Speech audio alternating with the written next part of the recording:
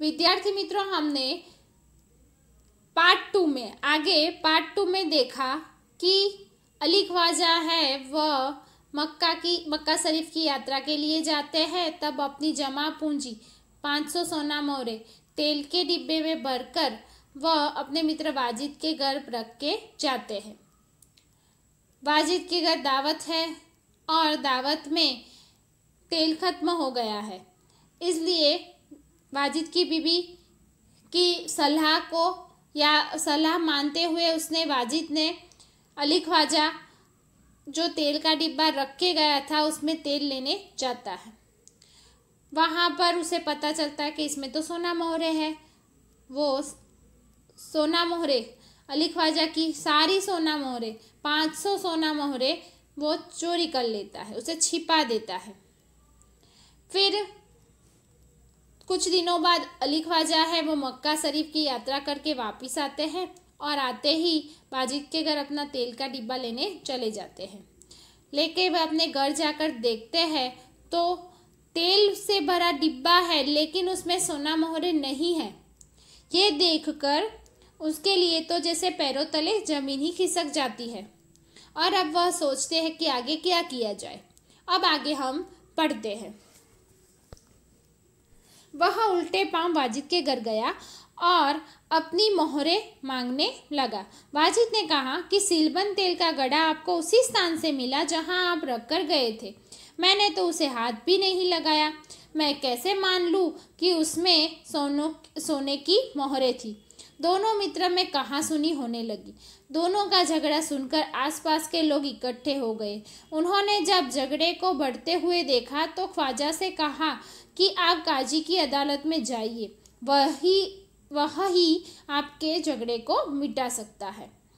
तो सबसे उल्टे पांव यानी तुरंत ही वह वाजिद के घर गया और अपनी मोहरे मांगने लगा, क्योंकि उन्हें पता चल गया कि ये मोहरे वाजिद के अलावा कोई नहीं ले सकता, क्योंकि ये मोहरे के लिए मैंने किसी को कुछ कहा नहीं था और उसमें तेल से भरा हुआ डिब्बा था, तो किसी को शक भी नहीं हो सकता।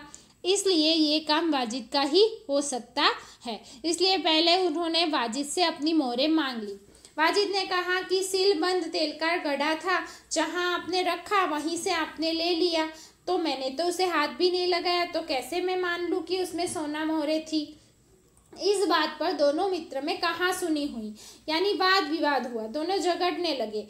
उनका झगड़ा सुनकर आसपास के लोग इकट्ठे हुए। उन्होंने समझाया कि आपके बीच में जो समस्या है, जो झगड़ा है, वह आप काजी की अदालत में जाकर सुलझाओ। काजी यानी न्यायाधीश होते हैं ना, तो उन्हें बताओ और वो जो झगड़ा है आपका, जो आपकी समस्या है, उससे सुलझाएंगे, यानी कि वो आपके झगड़े को मिटा सकता है। ख्वाजा ने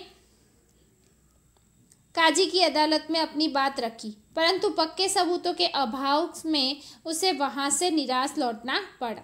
अली ख्वाजा ने क्या किया, काजी की अदालत में गए और वहां अपनी बात रखी, परंतु क्या है कि पक्के सबूत नहीं थे। सबूत यानी कि किसी बात को सिद्ध करने का प्रमाण, तो कोई उसके पास पक्के सबूत के अभाव के कारण वहां से भी उन्हें निराश लौटना पड़ा।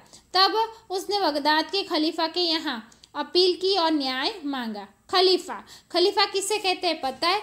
वो लोग बगदाद में रहते थे। हाँ, बगदाद इराक की राजधानी बगदाद में रहते थे, तो उसके खलीफा होते हैं, यानी कि पैगंबर का उत्तराधिकारी। ऐसा भी कह सकता है कि राजा, है ना।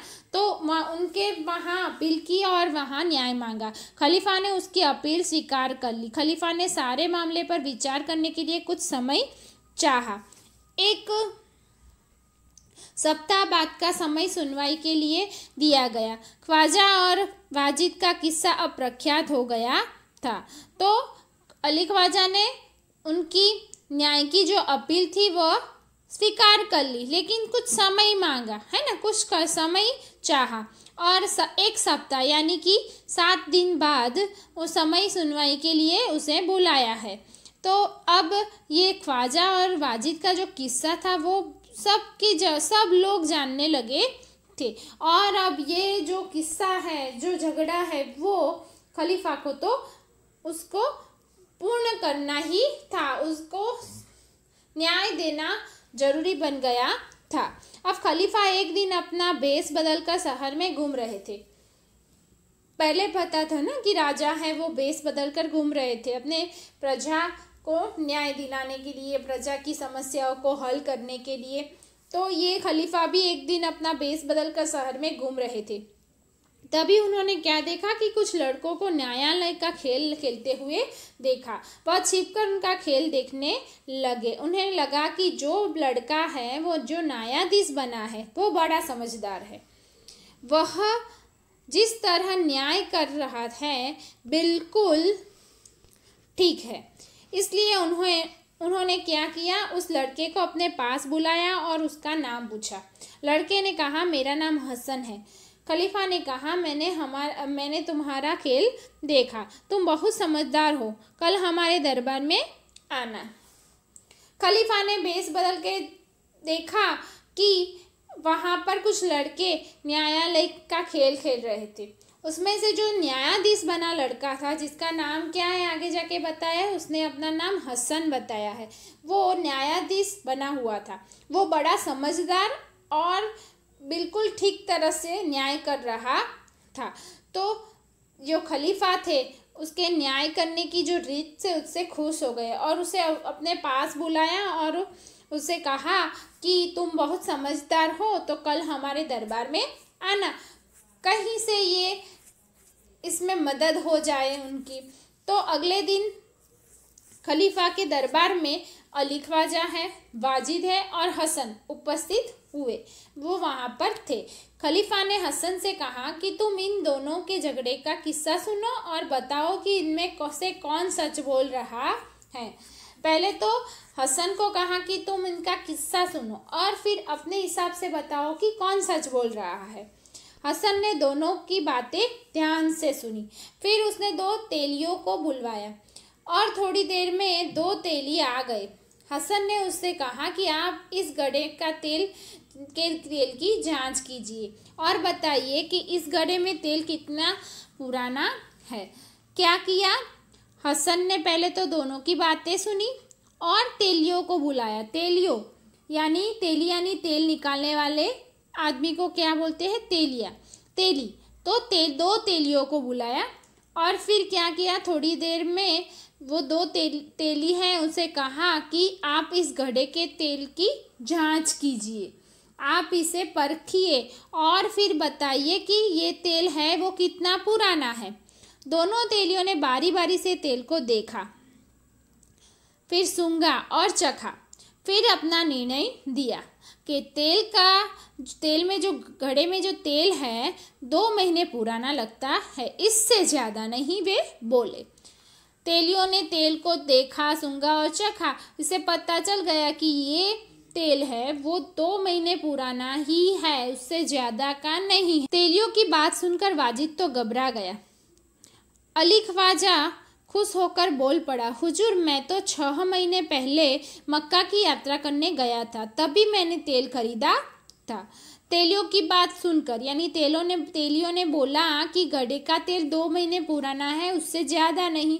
तो अब अली ख्वाजा को भी पता चल गया कि हाँ, मैं तो 6 महीने पहले मक्का की यात्रा पर गया था, तो ये तेल तो 2 महीने पुराना ही है, यानी कि मेरे तेल को बदला है, यानी कि मेरे तेल में जो मैंने सोना मोहरे रखी थी वो चोरी ही हुई है, यानी तभी मैंने तेल खरीदा था।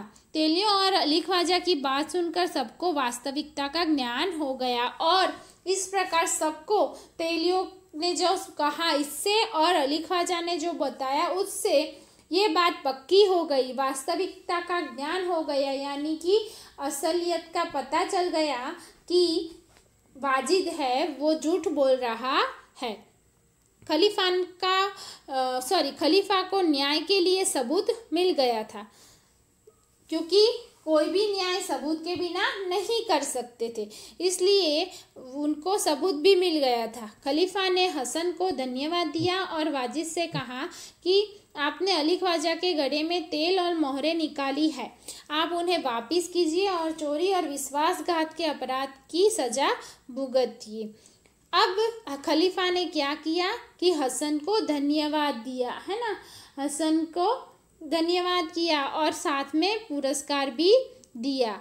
और वाजिद को क्या कहा कि आप अली ख्वाजा के गड्ढे में जो तेल है वो मोहरें आपने ही निकाली है, तो आप उन्हें वापस कीजिए, और चोरी की पहले तो, और साथ में विश्वासघात किया, है ना, धोखा दिया, तो उसके अपराध में आप सजा भुगतिए। खलीफा ने हसन को बहुत सारा पुरस्कार दिया, बहुत सारा इनाम दिया, और खलीफा के दरबार में उपस्थित सभी लोगों ने हसन की सूझबूझ और न्याय को बुरी बुरी प्रशंसा की। न्याय की क्या की? बुरी बुरी प्रशंसा करना, यानी कि बहुत तारीफ करना। क्या? बहुत तारीफ करना। तो उसे बहुत उसकी प्रशंसा की, और सबने देखा कि ये छोटा सा लड़का है, फिर भी कितना बुद्धि चातुर्य से भरा है ना, बुद्धिमत्ता से भरा है, चातुर्यता से भरा है, क्योंकि उसने ऐसे जो काजी न कर सके, जो खलीफा न सोच सके, ऐसा काम उसने चुटकी में करके दिखाया। तो ये एक कहानी है बच्चों, आपने कहानी सुनी, आपको समझ में आ गया होगा, फिर भी कहानी पढ़ना। Okay, thank you.